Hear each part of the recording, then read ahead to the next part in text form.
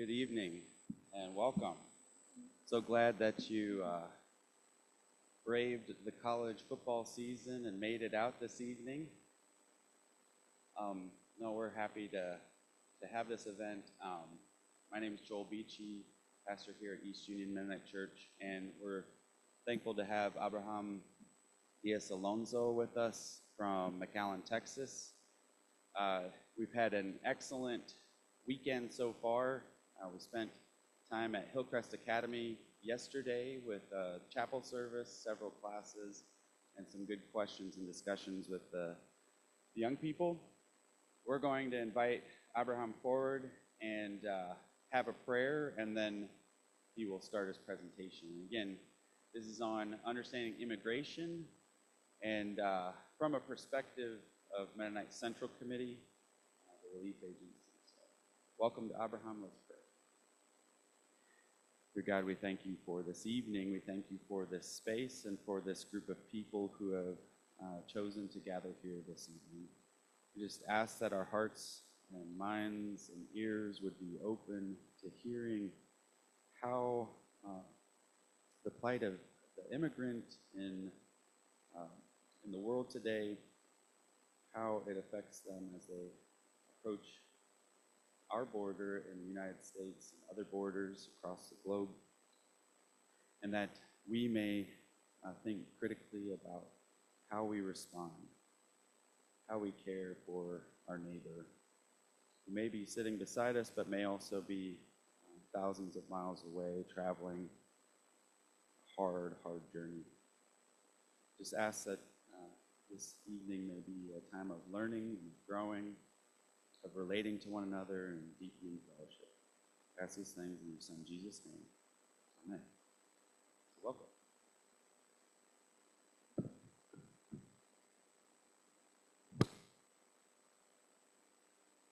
Well, good afternoon, everyone. Thank you for coming today. I'm guessing everyone's a Hawk fan and not a Hawkeye fan, right? If you're here.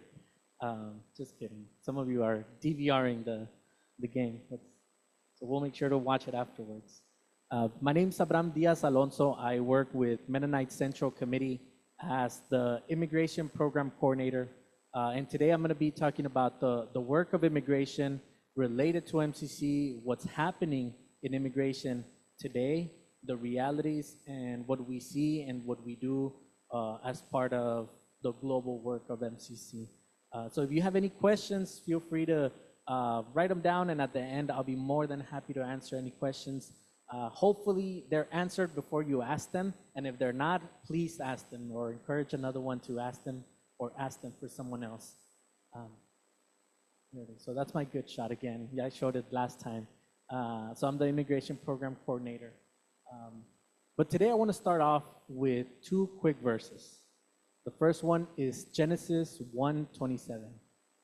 And this one says, "So God created mankind in his own image. In the image of God, he created them. Male and female, he created them." Now, I'm going to read it again, but this time, I'm going to ask you, in your head, think of a family member, your son, your daughter, your brother, your sister, your father, your mother, your grandchildren. Think of them as I'm reading this, and think how God has created them in his perfect image. So God created mankind, a family member, in his own image. In the image of God, he created them. Male and female, he created them.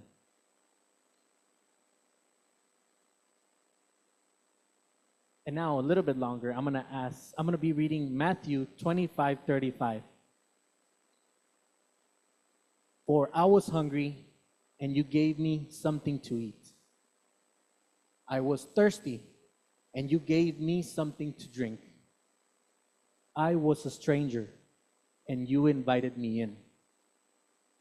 I needed clothes, and you clothed me. I was sick, and you looked after me. I was in prison, and you came to visit me. Then the righteous will answer him, Lord, when did we see you hungry and feed you, or thirsty and give you something to drink? When did we see you a stranger and invite you in, or needed clothes and clothe you? When did we see you sick or in prison and go to visit you? The king will reply, truly I tell you, whatever you did for one of the least of these brothers and sisters of mine, you did for me. And this is what grounds the work of Mennonite Central Committee. Knowing and understanding that not only me was I created in God's perfect image, or you were created in God's perfect image, but the people that we strive to serve across the world, understanding that they are made in God's perfect image. But also that the work that we do, whether it's giving food, water, shelter, or looking and providing health services, it's not something that we only do for them, but we do in God's name, because it can be that whatever we do for one of the least of the people that we serve, we do it also for God. Now, who's this guy, right? He's like this. My name's Abraham Diaz. I'm originally from Monterrey, Mexico. Monterrey is a city in the northeastern part of Mexico, and it's known for its mountains, the Horse Saddle Mountain. So if you've ever been on a horse, you could probably sit on the mountain there on the top. And our family immigrated to the United States undocumented in 2002. So 22 years ago, when I was just 8 years young, our family immigrated to the United States for better opportunity. And throughout, before 2002 until present day, God has held us in his hand and blessed us throughout the entire journey. After living in the United States for about 13 to 14 years, living undocumented, I was blessed to be able to have an opportunity at an employment document created by the US government. It's called the Deferred Action for Childhood Arrivals. They're mostly known as dreamers, young people who came as kids to the US, undocumented, and met certain requirements. For example, have a clear FBI background check, arrive to the United States before they were 16, and be in the US undocumented, and have their education completed, and so many other requirements.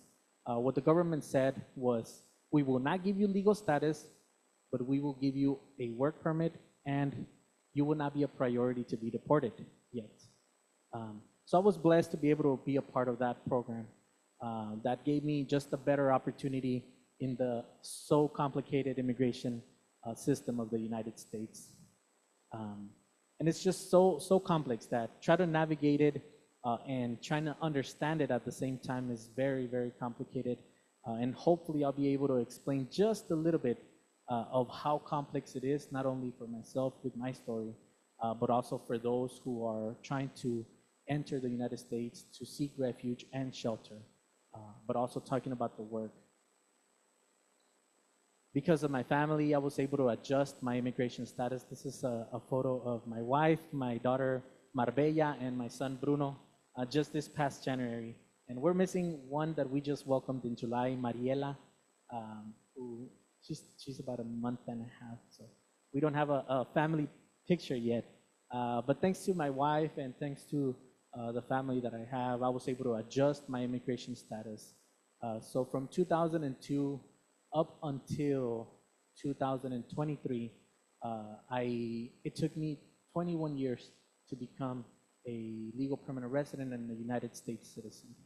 And I was one of the fastest applicants that there is, and that actually has a pathway to become a legal permanent resident and a United States citizen. So 23 years just to become a United States citizen was 21, 22, from 2023, 21 years. I'm not that good at math. 21 years to become a United States citizen. That's just one of the pathways that there is, and how complex it is. Now, a year and a half or a little bit more, I've been blessed to call myself a United States citizen after being and growing up in the United States for since 2002, so 22 years, and understanding how complex this is. Growing up, not only living undocumented, but after having employment authorization, working with immigrant communities, after becoming a legal permanent resident, doing immigration legal services, and representing clients with our attorney in immigration court for deportation proceedings, giving out legal information and so on, and trying to understand the complex immigration system brought me to today. So in September of 2022, I met Mennonite Central Committee through an immigration training in Akron, Pennsylvania. And after that, I fell in love with MCC, and they just happened to be looking for someone who was based in Texas at the border and who knew immigration. So I met all those 3 requirements, and then I got married to Mennonite Central Committee, and now I'm blessed to be able to support the work that we're doing across the world as the immigration program coordinator. Now, my work, what does my work consist of with Mennonite Central Committee? My work consists of 2 things. One of them is engaging Anabaptist Mennonite churches across the central United States in the topic of immigration. And that could be a conversation on Saturday afternoon, today, or it can be supporting the programs of churches that want to do something about it. Get involved, do fundraisers, bring in speakers, support local community organizations. That's one of the parts that I do. The second part is working and supporting the work of community organizations in these 16 states. So New Mexico, Texas, Louisiana, Mississippi, and all the states north to Montana, Minnesota. So I was right there in one of the 16 states that I'm tasked to engage in the topic of immigration. So the immigration system is so complex. It's very complex because it talks about different categories. Categories to immigrate to the United States through a family member. Categories to immigrate to the United States with work or tourism. And also emergency shelter in the United States. That talks about refugees, that talks about asylum seekers. So 3 different ways to immigrate into the United States. Today we're going to be focusing more on refugee and asylum and what that means and what is going on. So where I live at the US-Mexico border. So I live in Texas. My home is about 10 minutes from the US-Mexico border.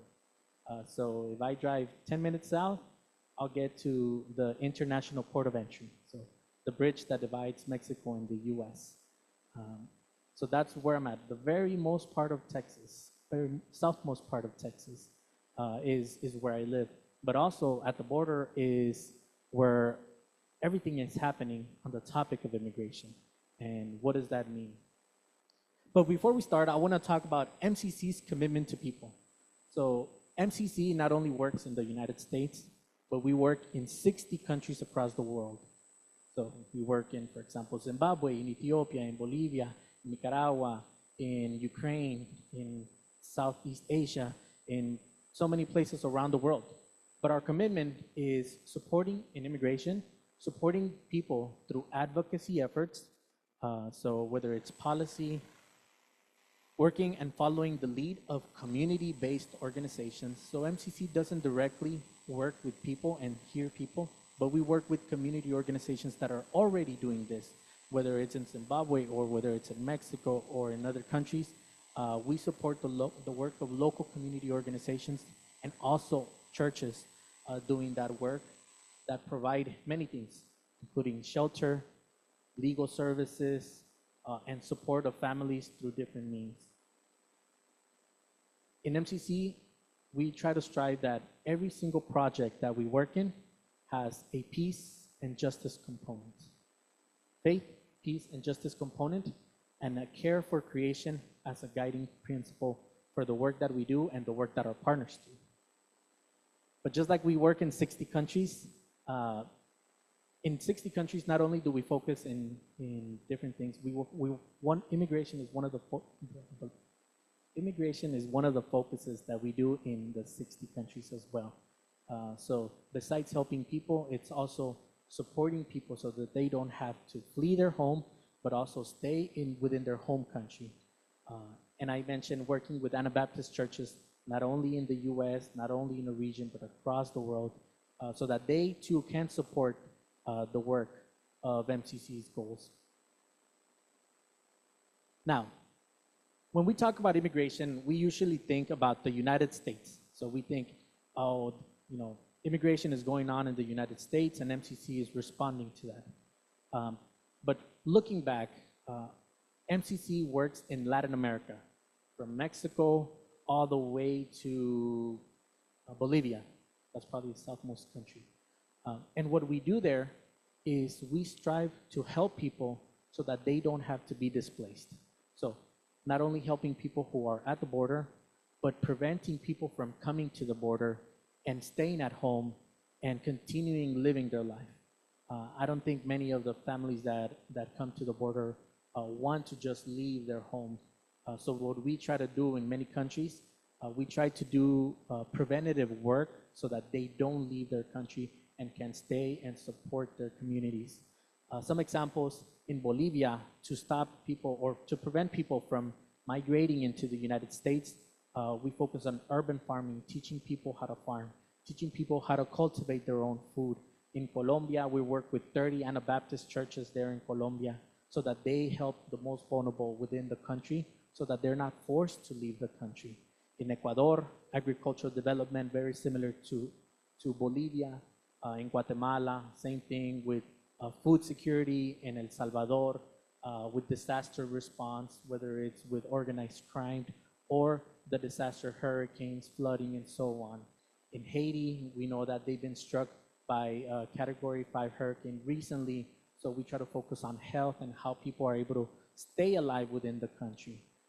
In Honduras, agricultural development as well. In Mexico, in immigration, and how a lot of folks have been forced to stay in Mexico, and how MCC Mexico is doing response work to that. In Nicaragua, violence prevention and trying to work with churches so that young adults and youth are not taking the path of violence and gang activity. And in Costa Rica, we also do with agriculture and teaching people how to farm, teaching people how to sustain themselves, start their own businesses, and continue supporting with their local communities. But all of this, why we do it is so that people can stay comfortably at home, so that they don't have to flee, whether it's for lack of food, lack of shelter, lack of health care, that they are able to stay there. So we do preventative immigration work within my work. So I work alongside the MCC country reps in many of these countries and learn about the work they're doing. And in case anybody here supports the work of MCC, a lot of your support does go abroad as well. So not only in Latin America, in Europe, in Asia, in Africa. But today we're talking about immigration, okay? Before we start, I wanna clear out what migration and immigration means, okay? To make it in simplest terms, migration and immigration, it just means movement of people. Okay? That's all it means, movement of people. Now, when we think of migration and immigration, we usually have some rhetoric attached to it, whether it's policy, whether it's legality and illegality, whether it's negative stories, rhetoric that we've heard somewhere. It's been attached to that. But I want you to think, when we think of migration and immigration, just think of movement of people, okay? Now, some examples. Since the beginning of time, nomads were migrants. Nomads were just groups of people that migrated from place to place, whether it was too cold and they migrated south, or there was drought and they migrated towards near a river. That's migration. But also in the Bible, there's stories of people forced to migrate. or wanting to migrate for different reasons. There's this famous guy in the Bible, his name's Jesus Christ. He migrated from city to city to teach the gospel to people. He was a migrant. He moved from place to place. The reason? To teach about the God. But also exploration. Migrants, there's this famous guy also. His name's Christopher Columbus, who migrated from Italy to Spain and then took 3 ships into the Americas and say, this is now new land, which people were here before us. So that's also migration. He migrated through 3 boats into the country. Also, anybody here doesn't work in Kelowna or works out of Kelowna? Got it, yes. Anybody not native to Kelowna? Everybody's okay, got it. So we migrate sometimes for employment reasons. So if I was born in Texas, but there's an opportunity for employment in Kelowna, I'm probably going to migrate to Kelowna. Or if there is not a high school in Kelowna or a college in Kelowna, then you migrate to another city to have that opportunity. That's also migration. And we don't attach the rhetoric to it. We don't say you migrated illegally to Cedar Rapids for work. We also don't say Christopher Columbus immigrated illegally to the Americans, right? So when we think of migration, I want you to think of just people moving from place to place. And then there's, why are people moving from place to place? And that's what we're going to be talking about. Now, the hot topic that you will probably be hearing from now until January is going to be people seeking refuge in the United States or into the United States. And what does that mean? Across the globe where MCC works, there was a convention a while back called the Geneva Convention. And what that said is the right of people to move and seek asylum in other places. Not only the United States, but in other places. So if you're in, I don't know, Ethiopia and you want to seek asylum, you have the right to seek asylum. But the international law that says asylum is the legal right that protects people who have been forced to leave their home country due to persecution or the fear of persecution. Now, to claim asylum internationally, you must meet one of the 5 things or one of the 5 requirements. The first one is you must be persecuted because of your race. The other one, you must be persecuted because of your religion. Third one, you must be persecuted because of your nationality. The fourth one is you must be persecuted because of your political opinion. And the fifth one is you must be persecuted because you're part of a membership in a particular social group. Those are the 5 reasons why someone can seek asylum worldwide in a different country. So they must be persecuted in their home country to be able to seek asylum in another country, okay? So when we think about asylum, you must meet one of the 5. As you see, hunger is not one of the reasons to seek asylum. Poverty is not one of the reasons to seek asylum. Lack of education is not one of the reasons to seek asylum. Better educational opportunities is not one of the reasons to seek asylum. It must be one of these 5 things why you must meet and have proof that it's one of those things to be able to seek asylum in another country. So regardless of the country, if you want to seek asylum in another one, it must be one of those 5 things. Same thing is the context in the United States. You must meet one of these 5 things to be able to legally apply and seek asylum here in our country. Now, across the world in the 60 countries that MCC works, we found out that there is 4 main reasons why people are fleeing and being displaced. 4 main reasons. The first one is political factors. So we're seeing that people are persecuted because of their political opinion or also because of what policies are going on in their country, wars and so on. That's one of the reasons why MCC is seeing, or our partners are telling us, people are fleeing their homes. The second one is economic factors. So lack of opportunity, economic situation within their home country, Those are some of the reasons. Social factors, some people want to be reunited with their families. So if your family lives in Kelowna, but you live in Cedar Rapids, you want to seek refuge, or they're trying to seek refuge where their family is and be reunited. But also educational opportunity, that's a social component that we see people migrating in 60 countries that we talk.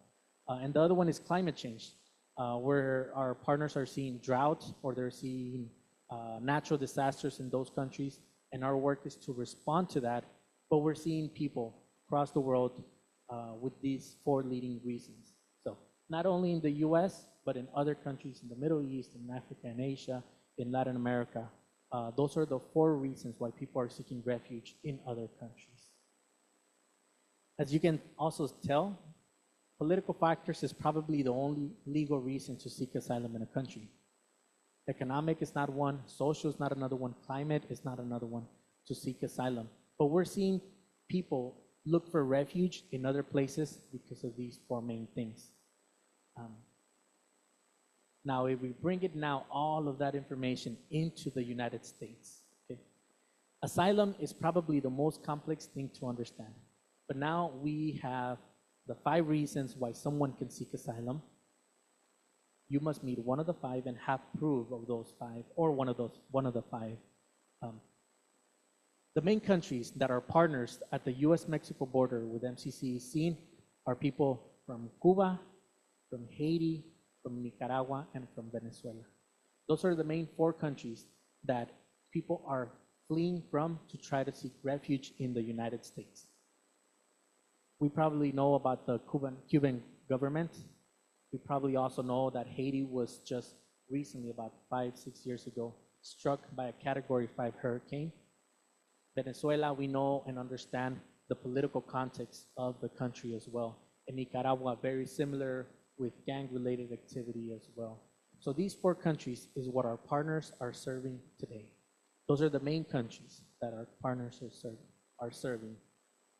Now, do folks have a chance to seek asylum if they're coming from these countries? Yes. Maybe? Yes. But it doesn't mean that they will be approved for asylum. Asylum in the United States is very, very complicated, and asylum policies keep changing. So we know presidents change, we know Congress changes, and we know there are introductions of bills and laws every single year. And many of those limit the number of people who can enter the country, the reasons why they enter the country, and how the process is to enter the country. The current policy today for a person, so let's say I am fleeing because of political violence. Let's say I support the Purple Party and the Tea Party is the one taking over the country. So if I'm being persecuted, that means that my life is at risk. So now I'm able to seek asylum. The United States government has said, if you want to seek asylum, you can. But before you even show up to our country, you must apply for a lottery to seek asylum. Okay? So if somebody's fluent with their phone today, the way that the US government has said is, you will download a phone application on your phone today, sign up on your phone today, input all of your information today and the reasons why you're seeking asylum in the US and proof of why you want to seek asylum. So let's say all of us are trying here to seek asylum in the US. The government says, download an application on your phone, input all of that information. And every day at 8 a.m., the US government says, all right, I will make a lottery today of how many people can enter today or who will enter today. So everyone pops up their phone and they say, okay, I will pick you, and you today. What does that mean? That means that you can show up to an international port of entry and apply for asylum now. So you download your phone, you wait until you're called or until you win that lottery, and then they say, okay, come to a port of entry and we will let you apply for asylum. Now, how long is it taking, how long are people having to wait to win the lottery? And that's the easiest term to say it. It's taking them anywhere between 6 months to 2 years to win the lottery. They cannot enter the United States before they get or win the lottery, their lottery, the asylum lottery. So, and what happens if you do enter the United States without winning that lottery ticket? Then two things can happen. One is you're deported back to your home country, or two, if you are from the four main countries, then the United States government says, okay, you entered the United States without winning your ticket, so I will put a cross on your application, but I will let you apply for asylum. Now, that's people entering the country, okay? So you're waiting 6 months, 8 months, a year, year and a half outside the country to win that lottery. You get an application, you win it today, and it says, okay, I'll be able to enter the country in 15 days from today. You show up to a port of entry, and then you get an interview. An immigration officer interviews you and tells you, okay, why are you fleeing your home country? And then you gotta tell them, this is the reasons why I was fleeing, because of my race, or because of my faith beliefs, or because I want a better opportunity. And that person that's interviewing you or them will decide, yes, you might qualify for asylum, then step to the left. Or they can say, that's not a good case to apply for asylum, you're deported back to your home country. So it can be one of the two.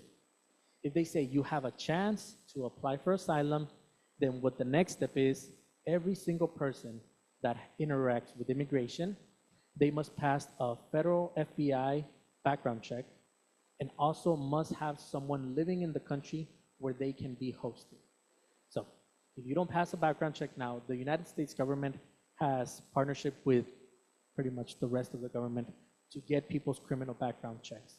So if you don't pass it, then that means you're either incarcerated in the United States, or you're sent to your home country and the authorities are contacted there, so you can be incarcerated in your home country and deported back to your home country.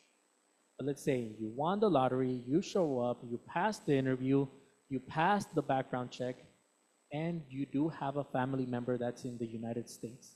So then what happens? The family member must provide you with a plane ticket or a bus ticket and host you and take care of you while you apply for your immigration asylum process. Now, if you meet all of those requirements, then the government says, okay, you passed the background check, you do have a family member, and you passed the interview, then you will be released so that you can be reunited with your family. And here is one document that shows all your information, that shows where you will be, and this is your immigration court date. And I'll be talking about what the immigration court date is. So that's the process. So now you passed everything, and now you are dropped off on the streets, okay? And that's the immigration system. Now what happens to that person now that they have been cleared and released by immigration? They're given a document that says your court date is on X date. Think about it as a speeding ticket, right? So if anybody's gotten a speeding ticket, which I'm sure none of us have, if you've ever gotten a speeding ticket, the ticket says, this is what you did, and you must see a judge on this date. Right? When you show up with the judge, you probably have to show proof of what you did or what you didn't do, or a really good excuse of what you did, why you did it.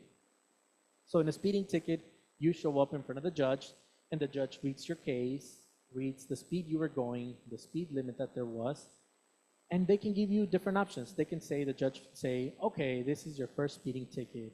I'm gonna slap your wrist, don't do it again, okay? Or the judge can say, that wasn't too bad, I'm gonna give you community service. Or the judge can say, that was really, really fast. Here's a fine of $500. Or the judge can say, you drive like a maniac, you're going to jail. The judge can say that, right, in a speeding ticket. Same thing with immigration. In immigration, you're given that document that has your immigration court date, and the person needs to show up to that court date with proof of the 5 things or the 5 reasons to seek asylum. The judge will review all your documents, all your information, and you will have to make a case in front of an immigration judge. And the immigration judge can say, maybe, I'll consider it, but for now, I'm going to put you in a detention center, which is an immigration for jail. Or they can say, nope, I don't believe you, deport it back to your home country. Or they can say, yeah, you are fleeing for terrible reasons. I'm going to grant you asylum. And until they're granted asylum, then the person can apply for employment documents to be in the United States working legally. But from the time they're released by immigration at the port of entry until they get their case approved, can be anywhere between a year and a half, 5, 6 years. And between that whole time frame, they're not eligible for a driver's license. They're not eligible for any benefits that the United States offers.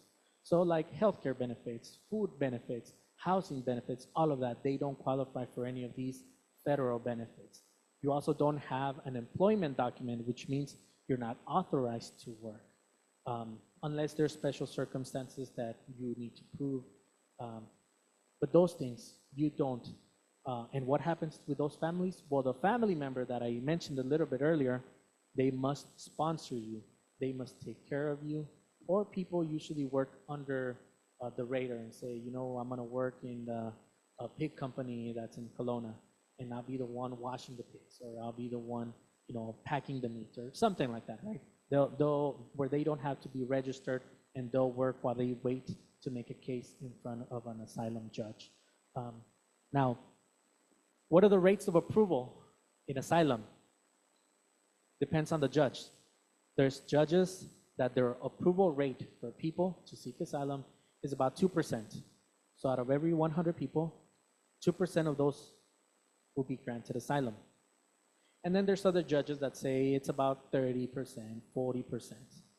Now, if your case is approved, then you have asylum in the United States. But if your case is denied, they will give you a document that says you have 30 days to come here or to leave the country.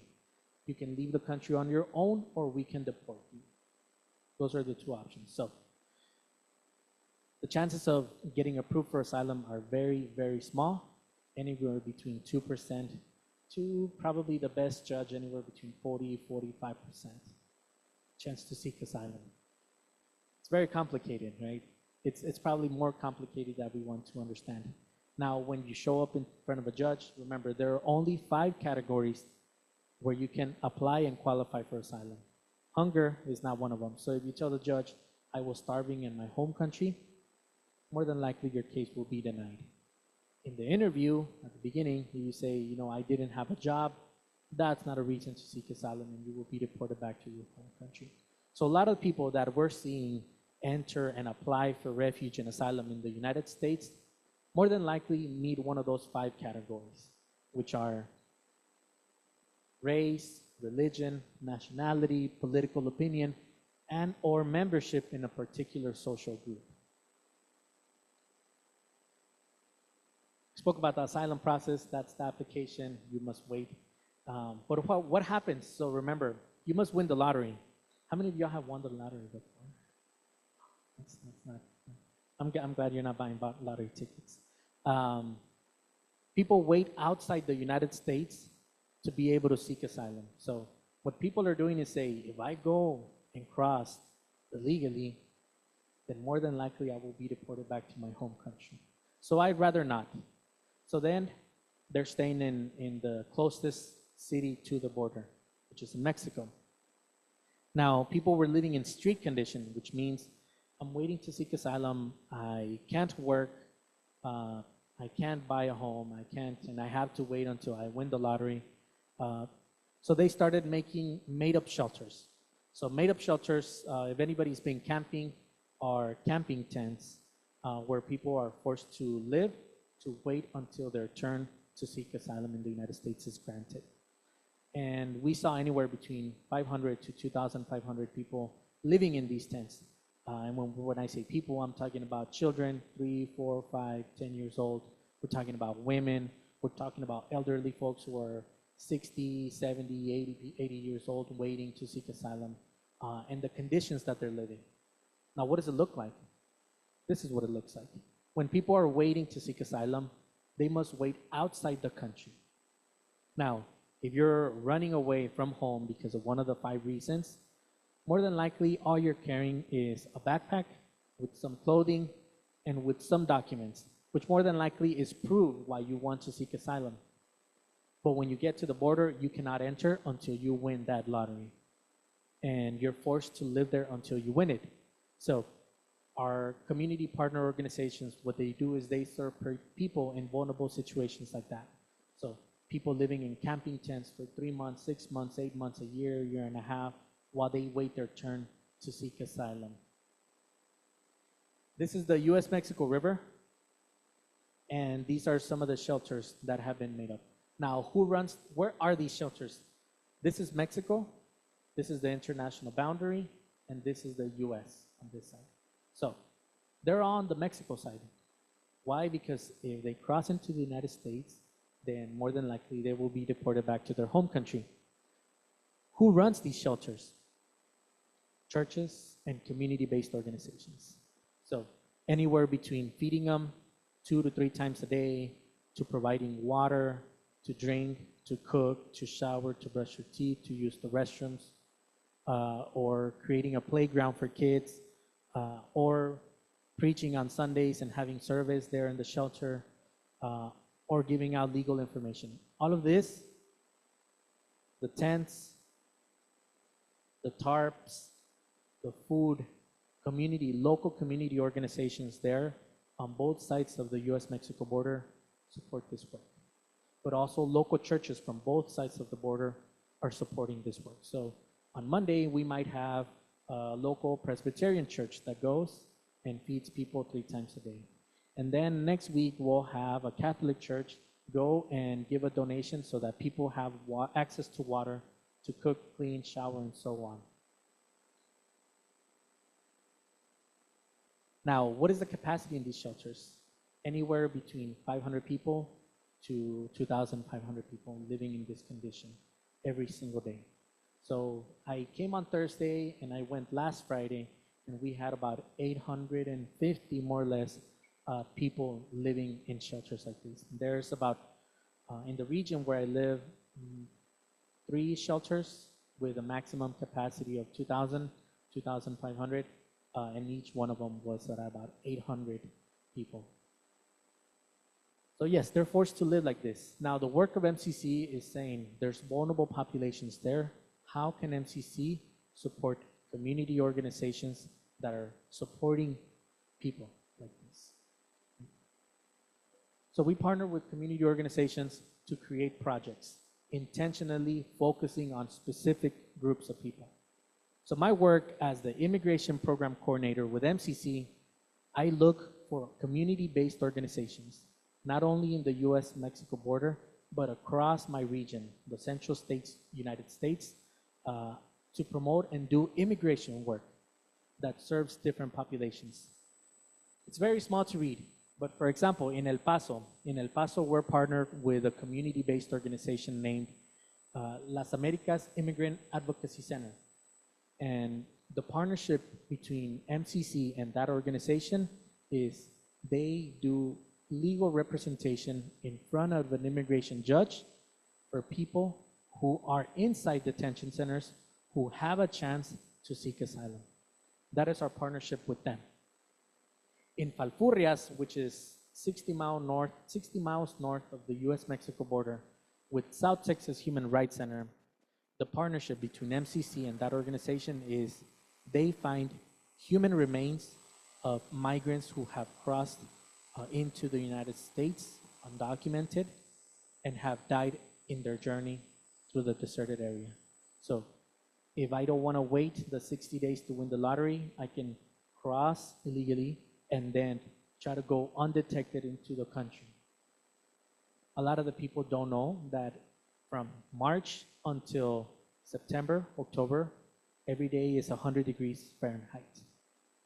And if you've ever drank water in a bottle, your body can only carry so much, maybe a gallon, maybe 2 gallons, and having to walk or hike more than 60 to 80 miles, that water jug isn't probably going to last very long, even less if it's 100 degrees outside. So people die. People die in the deserted areas. As of May 2024, 894 people per year have been found dead in the deserted areas across the U.S.-Mexico border.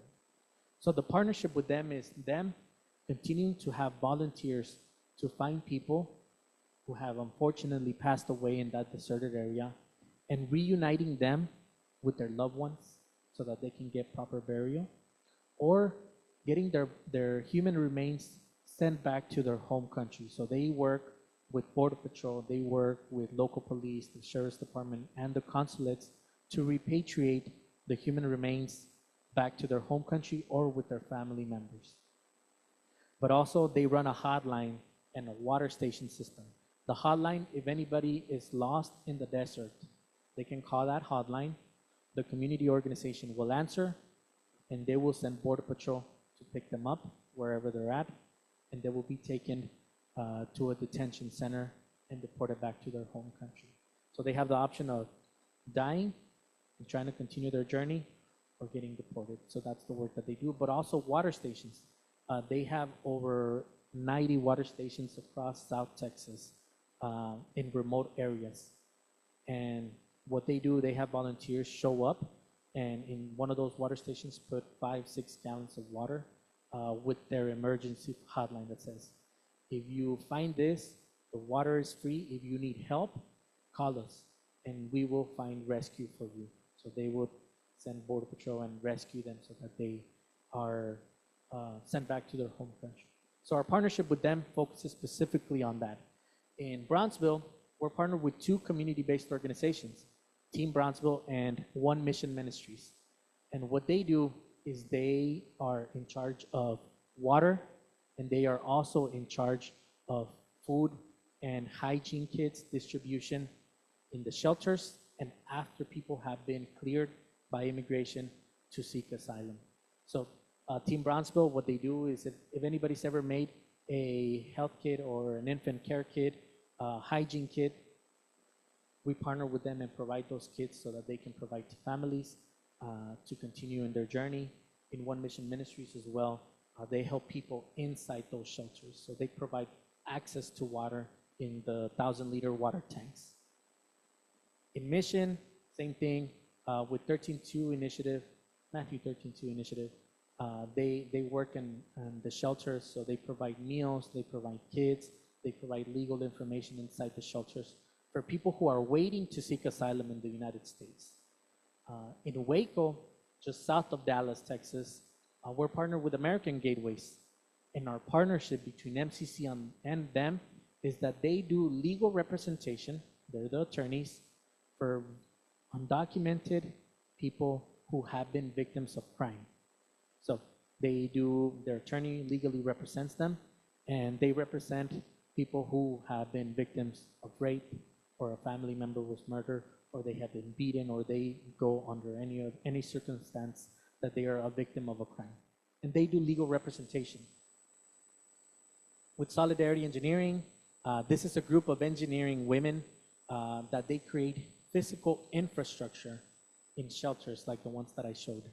And what they do is they create infrastructure, maybe it's a kitchen, so that people have access to a place to cook, or a water tank so that people are able to get water into the shelter, and that water can go to the restrooms, to the showers, to the kitchen so people can cook.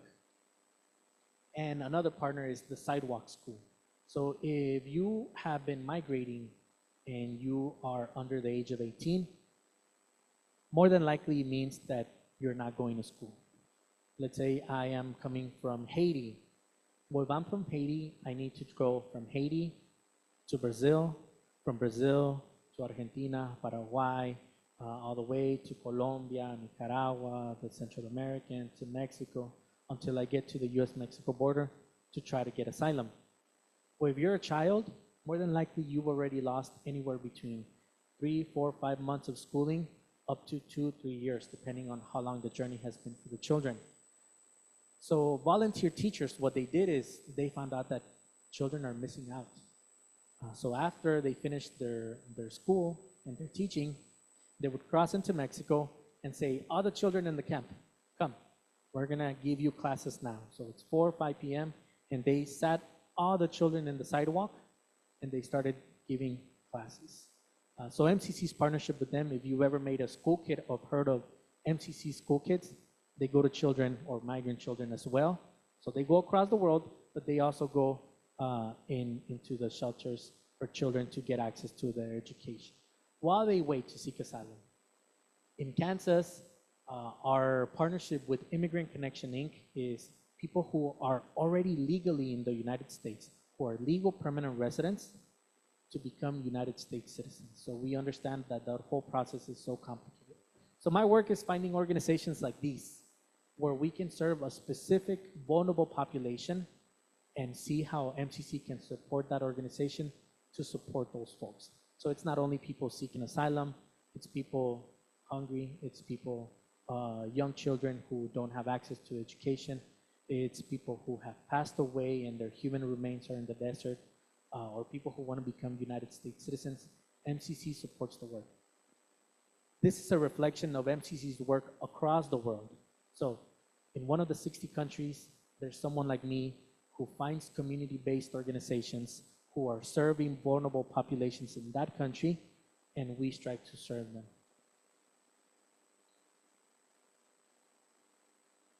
These are some more images, and these photos, I took them when Marlon went over in February as well to the US-Mexico border. My work is not only bringing information to our Anabaptist churches, but also taking folks from our churches into the United States-Mexico border and learning about the reality, meeting and talking with our partner organizations, meeting and talking with Border Patrol, with ICE, with the families, seeing the children and the work that our partners do. This was in February when we were there, and knowing and being present in what the reality of people who are migrating is. That's one of the pastors from Kansas who joined us in the trip this past February, and being inside the shelters, being right at the division on the Mexico side of the US-Mexico border, and trying to understand how the work that we're doing is helping God's creation. But the context is not only immigration and people seeking asylum. It's more complex than that. It's access to education, access to healthcare, US-Mexico policy, US policy on immigration, understanding the complexity, US-Mexico border walls, and so on. So visiting the US-Mexico border wall and taking people from our Anabaptist churches and understanding what the reality is. This is a photo of me in June with a group that went of young adults. That's me at the US-Mexico border wall. So 35 feet high, and I'm 5'7", so it's about 5 to 6 times my height, and understanding what the US policy looks like when they're implemented. Having conversations, so you see this handsome guy on the left-hand side, goes to Kelowna Mennonite, to East Union Mennonite Church, not to Kelowna, sorry, to East Union Mennonite Church, and learning about what the reality is and hearing from partner organizations on what's going on, what they are doing, and how people can be engaged in this topic. Now, Anabaptists, Mennonites, let us remember two things. The central tenet of faith, that service to others is a central aspect of our faith, deeply rooted in our interpretation of Jesus' teachings, but also our community focus. We value strong community ties and often work together to support those within your communities who are struggling.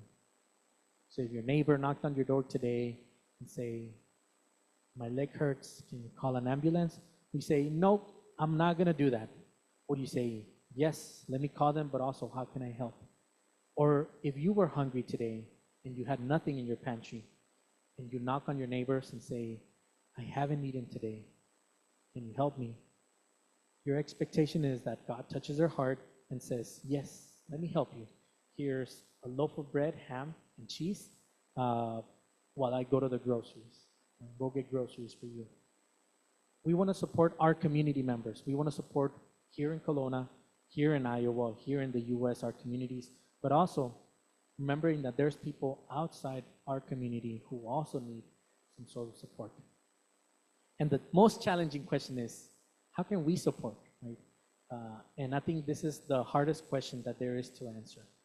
And the reason is because we all individually have capacity of supporting, but also as a church, we have a capacity to support, but also as a community, we have capacity to support. And how do we reflect on that?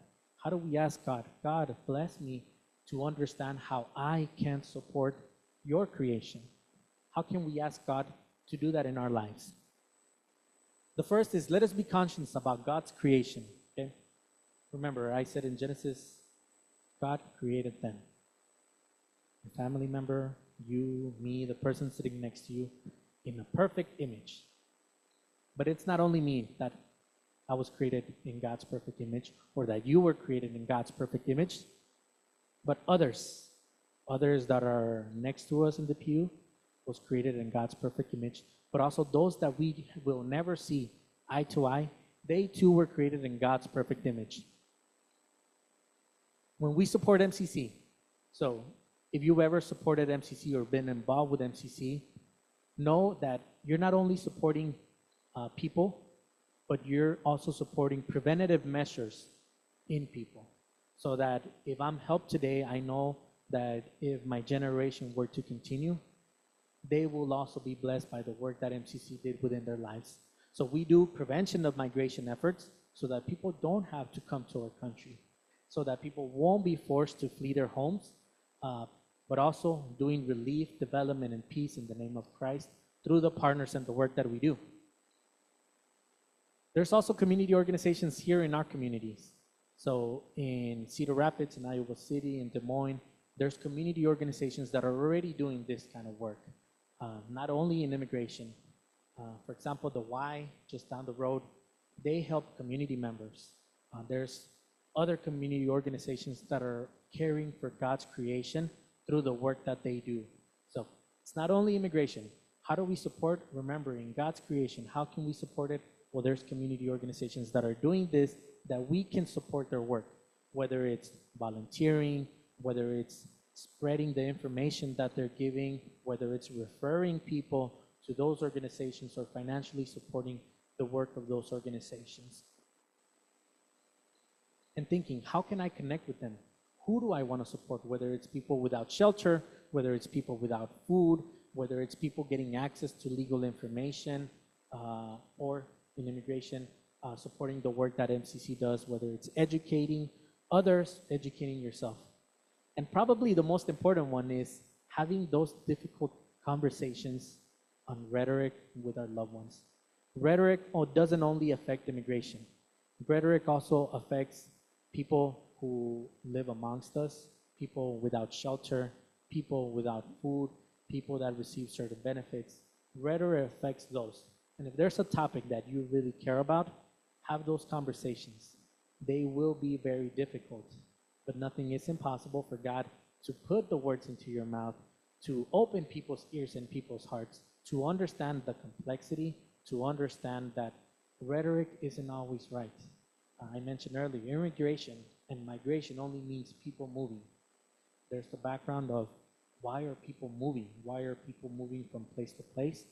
And having and learning and diving into exploring why people are fleeing and why people are trying to seek refuge. I think that's the best way that I can explain the whole complexity of what is going on in the topic of immigration.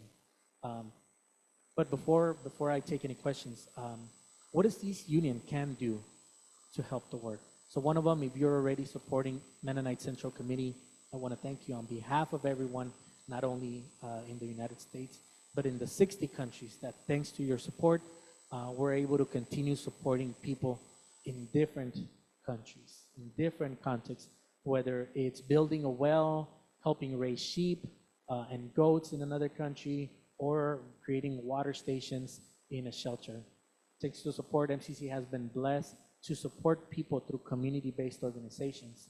But also, I encourage you to look into how you can be more involved, and not only in the topic of immigration, which is probably the most important to me, but what's something that's important to you and how can I be involved? Whether it's a local community organization, having the conversation, being and volunteering in these places, and being present in those places and saying, I don't know, but I want to help. I don't know, but I care. I don't know, but I want to learn. I don't know, but I want to spread the word of the work that you're doing and being present and taking that initiative. And I think today is the first step of showing up, being curious and missing the game, and saying, I don't know, but I'm going to show up to know or to hear. And being present is always the first step, and listening already. I'm going to take any questions in case anybody, there's no wrong questions, there's no bad questions, and there's not always good questions. So if anybody has any questions, I'd be more than happy to answer them.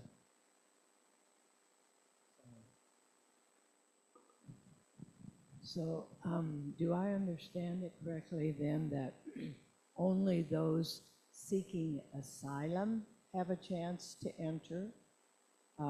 There's no other way to really enter.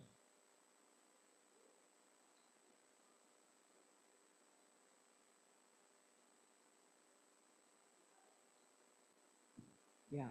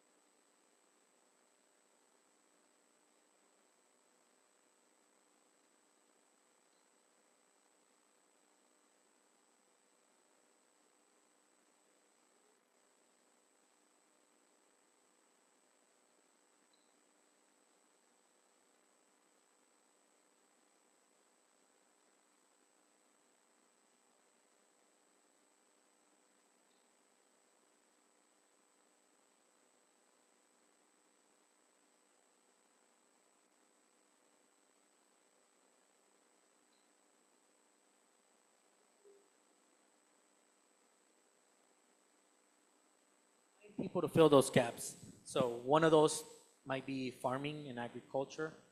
So we're able to import workers from other countries to come into those fields.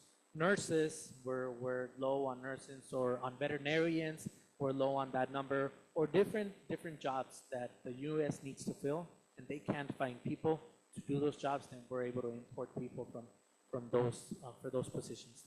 The third one is emergency, which is. But when they come, do they have to go back then after a while, or can they stay? If it's jobs? family-based, you will be permanently in the U.S. If it's employment, then it can last anywhere between 6 months to a year, 3, 5 years, and then return back to your home country. In asylum, it's a lottery. If you have proven, if you meet all the requirements, then you will more than likely be protected in the United States, and if not, then you will be sent back to your home country. Thank you for the question. Yes, anybody else? Any questions? Remember, there's no wrong questions. Feel comfortable. It's my understanding, though, too, like with asylum, even if somebody is approved, it's not a permanent solution. You have to reapply for asylum, isn't that right? Or Yes, so once you enter the country, you have 1 year to plead your case to seek asylum. If you don't plead your case within 1 year of entering the United States, then you can no longer apply for asylum.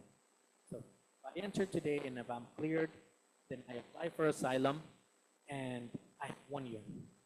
And if I'm granted asylum, then the asylum can last 3 years, 5 years, and then I will have to reapply to keep staying in the country as a refuge to seek asylum.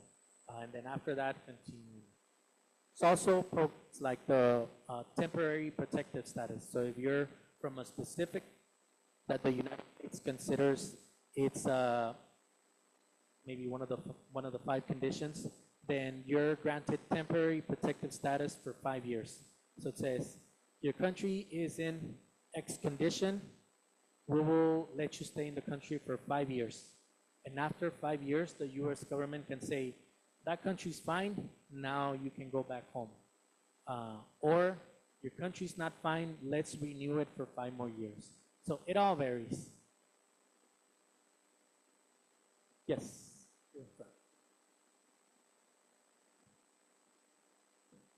During that time, in reapplying, do they have to go through all those steps you mentioned? Yes, they must be cleared by the FBI background check. They must have still a family member. They must still have proof of their case to continue staying in the country. In every single immigration process, the US government, if they have an interaction with someone who is not a United States citizen, they must pass a federal background check with the FBI that is shared with countries across the world. So if I'm from Nicaragua, the United States has shared information with that country, and they do a federal background check from both countries and other countries. If your name pops up for any reason, you will either be deported, incarcerated, or incarcerated in your home country. So you must clear it every single time. Yes. So you can apply, which means start the application, but the time you see a judge will be anywhere between a year to 5-6 years. So you must apply, which means doesn't mean you need to see a judge or the judge make a decision. You need to apply. There isn't enough immigration judges. There isn't. So each immigration judges has about 200 cases per day that they need to see every single day on work. If you have another judge, then maybe it would be 100 cases for you per day and 100 cases for you. If we have 3 judges, then it'll be divided. You have 66 cases each one, or more than 66. Each one will work on less cases. So the more judges, the more opportunity you have to apply, and the judge will make a decision quicker on your case. So no, we don't have enough immigration judges. We do have people who are ready to be immigration judges. They just need to be hired. There needs to be allocation of money. There needs to be new created positions as immigration judges. But all of this comes from the federal government. So Congress, the Senate, they must pass a law that says, here's X thousands of dollars or millions or billions of dollars for new immigration judges to see more cases, to make decisions on immigration cases. Yes, no, there's not enough judges. We do need more immigration judges to see more immigration cases. And the immigration judges, unfortunately, they're overworked. And that also leads to a lower percentage of people being granted asylum. So if I'm a judge and I see 400 speeding tickets per day, then more than likely I will give everybody a fine compared to a judge that has 10 speeding tickets per day and being able to talk to you. Yeah, I was in a hurry because family member's ill. Or yeah, I needed to use the restroom. That's why I was, and then being considered, okay, don't do it again, and so on. So it gives more flexibility for the judge to consider many things. Yes? I don't understand because I'm thinking if I'm in a tent city, I can't afford to pay my phone bill. How do I have a phone, or does one phone work for 200 people? How does that work? Yes, so a lot of the families there do share the phone. Now it's one application per family. So if I'm immigrating with my spouse, or if I have 2 children that are 6 and 7 years, they will be in the same application. But if my neighbor doesn't have a phone, then they can either not apply, or I can lend them my phone to apply for asylum and get into the lottery system. So yes, they do share phones. Some of them have to make the decision of, should I eat today or the next 2 days, or should I buy a phone? And having to make that tough decision. community organizations do not give out phones. The government of Mexico or the United States does not give out phones. So they have to find their own means to buy that phone to be able to apply just to be in the lottery. Does MCC help with phones at all? We don't. We help programming so that it helps the most amount of people as best as we can. So our projects, we support the organization. We don't support specific people. Yes, thank you. Yes.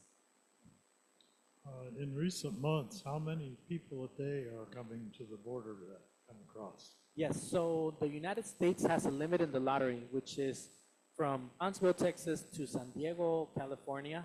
All the ports of entry allow close to 1,000 people to apply for asylum. There's 1,000 lottery spaces. So if we have in one port of entry, it can mean there's 7 ports of entry across the U.S.-Mexico border that allow people to apply for asylum there. So 300 per port of entry or so, or no, less. 70, I'm bad at math, but divide 1,000 into 7, that's a little bit over 100 per port of entry per day. In total, across the Mexico border, 1,100 spots available for people. Other questions? Well, I just want to thank Abram for coming and sharing with us, for your attention, and for asking such good questions. Let's thank Abram.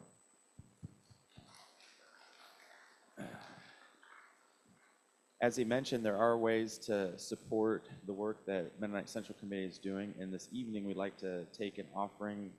Hopefully you got that message. But Doug and Dirk are going to pass baskets. If you feel led, we encourage you to contribute this evening. But otherwise, you can always give to Mennonite Central Committee directly as well, and the good work that they're doing.